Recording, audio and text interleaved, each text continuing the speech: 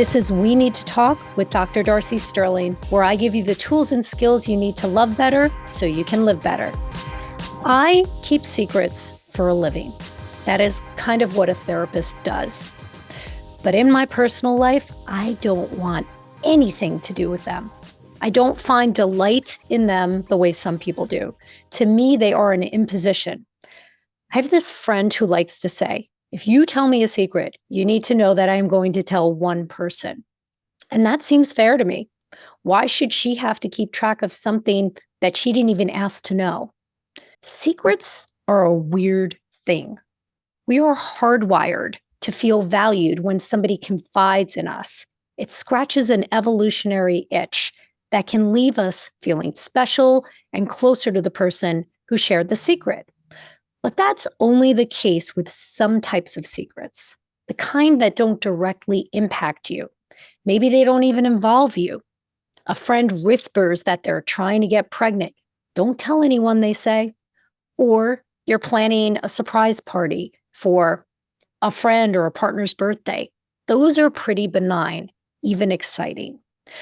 But then there are secrets that are darker, more consequential. The kind you keep because you're afraid that if you don't, you'll lose the relationship, or it'll negatively impact an entire part of your life. Someone you work with asks you to pee in a cup for them because they're being drug tested and they need a clean urine. What happens if you say no? One of your friends hooks up with another friend's crush. You can't tell them, they say. And now you are in a pickle, squeezed between two shitty outcomes. There's an old expression, you're only as sick as your secrets. Most of us can imagine the toll that a secret can have on our mental health, but secrets also take a toll on our physical health. 10 years ago, a psychologist from UC Berkeley teamed up with another from Cornell, and they ran an experiment to see the impact that keeping a secret can have. So they got a bunch of volunteers. They divided them into two groups. One group was not asked to keep a secret. The other group was asked to conceal their sexual orientation. So instead of referencing their partner by using pronouns, they were told to use gender-neutral words. Instead of I date men, they were asked to say, I date people who.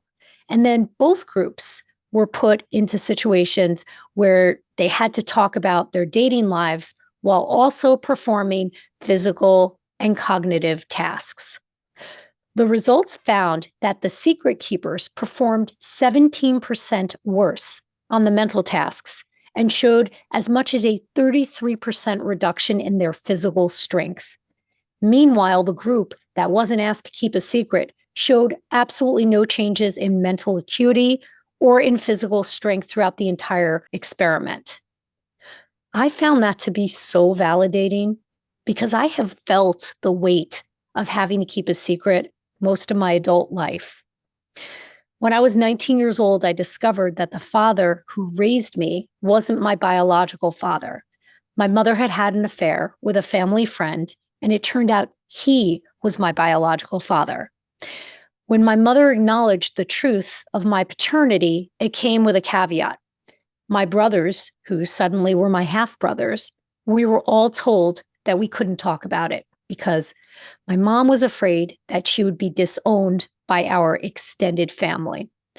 So we were asked to protect her, which we were already primed to do because the father who raised us was a very angry man who was unkind, to say the least, to her. By the time I learned of my paternity, he had passed away 3 years earlier. I tried to keep my mom's secret a secret, even though I was dying to declare my real paternity. I don't look like my mom's side of the family. They're fair-skinned. They all have light eyes. I literally look racially different from them. The idea of not having to answer the question, where did Darcy come from, every time one of us brought another friend home was really appealing to me. And my biological father, who I'd known my entire life, he had two daughters very close in age to me, who I'd also known my whole life, and I wanted a sibling relationship with them. So my mom suggested that I do that quietly. There's nothing wrong with being private, she would say. This seems like a good place to distinguish between being private from keeping a secret. So, privacy is when you pace your disclosures to coincide with the depth of your relationship and the closeness that you feel towards the other person. A secret, on the other hand, is when you have information that you intend to withhold or deny, regardless of the closeness and length of your relationship, even if it's brought up. Every time I started a new relationship, the need to keep my mother's secret reemerged. And over the years, it got harder and harder to keep because I began forming a life with my father's side of the family. I transferred to a college in the state where my father and one of my sisters lived. In the time I was there, I bonded with them as an immediate family member. My college friends knew him as my dad. They knew me as someone who had two sisters. And the unintended consequence of creating a life with my new family or of keeping my mother's secret, depending on your perspective, is that over time, I started having a double life. Half the people in my world knew me as Darcy from North Jersey with a dead father and two brothers. And the other half knew me as someone who was half Spanish and had two brothers and two sisters.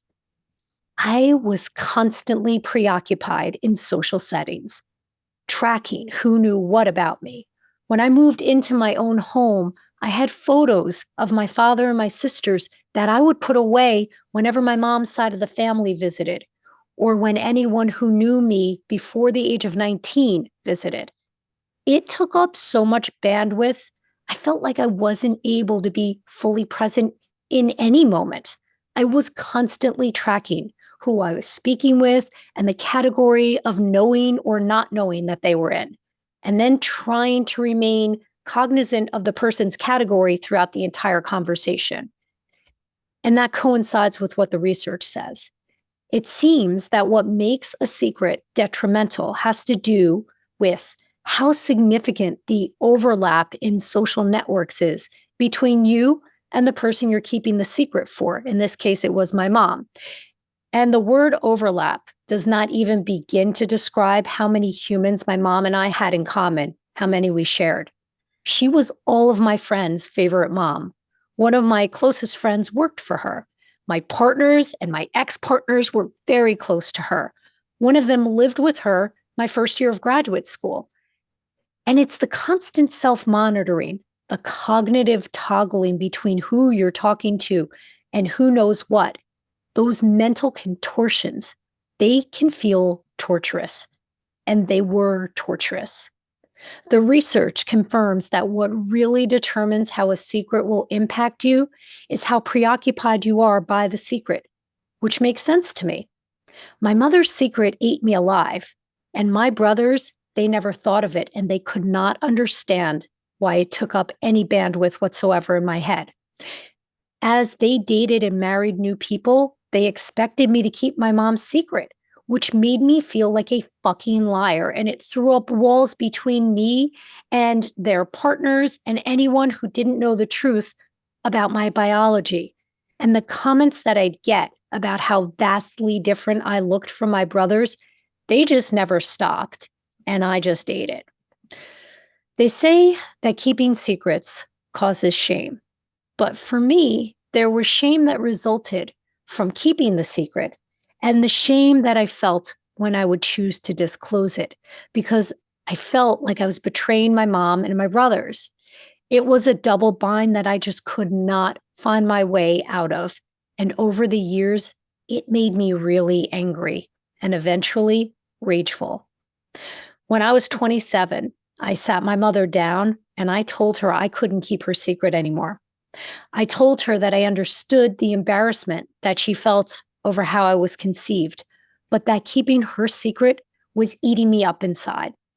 I told her that I needed to have one identity, one world, which meant that moving forward, if she's in the presence of people who she wasn't comfortable with me being fully honest around, she needed to let me know and I wouldn't come over. But the point was, this wasn't going to be my problem anymore. I wasn't going to be the one in mental contortions keeping track of who knew what. She needed to do that from now on because I wasn't going to bear the burden of it anymore. It's tough enough to have a secret, and I refuse to be a secret anymore. So that is why I bypass secrets whenever possible in my personal life. I find them messy, burdensome, and a ticking time bomb. But if you're like most people, you probably keep a good amount of secrets yourself. Researchers have organized the secrets we tend to keep into categories, 38 of them, which I'll link to in the show notes. It turns out that the average person is, at any given moment, keeping 13 secrets. I was surprised to hear the number 13. That is a lot of emotional weight to carry. So I went through that list myself. I am a soft yes to 2 of the 38 categories of secrets. And to be honest, I'm not even sure I really meet criteria for those 2, but it seemed arrogant or like maybe I was in some level of denial. So I found a way to land in 2 of them. But I also think that my childhood experience or my young adulthood experience of carrying the burden of my mother's secret rendered me like rigorously honest. I'm not an actress.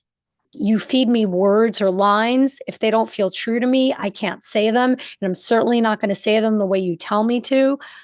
I have an aversion to them. But you should definitely take the time to look at those categories yourself. And what I'll say about secrets is this. Most secrets come out eventually. So before you agree to keep a secret, at a bare minimum, I would say that you deserve to know the context and the subject before agreeing to be on the receiving end of it, because the burden that the secret imposes is all about the context and who's involved. And you should get a vote in what you involve yourself in. And you should also ask yourself how you'll feel when that secret gets out, because it will get out. Humans are terrible at keeping secrets. It's one of the reasons that I'm very, very hesitant to buy into any conspiracy theories, because the number of people that it would require to be on the same page about a secret and to keep their mouths shut, it's just so behaviorally unlikely given what the science says about humans and our capacity to keep a secret. You should also ask yourself how the people involved will feel about you keeping that secret. And then ask yourself, how complicated is it going to be to keep this secret? Because the more relationships it involves, the more bandwidth it takes up, the more burden you're going to feel. So I want you to keep that in mind the next time you want to say to someone, I have something to tell you, but you can't tell anyone. We Need to Talk with Dr. Darcy Sterling is a Sterling Standard production. This episode was produced by yours truly. Editing and sound engineering by Bart Migal. Our theme music is by Trending Music. Special thanks to Amanda Christiani, Preston Smith, and Stephanie Sterling. If you liked this episode, please subscribe and give us a rating. We'll be back on Tuesday with another episode packed with the dating, mental health, and relationship hacks you've come to expect.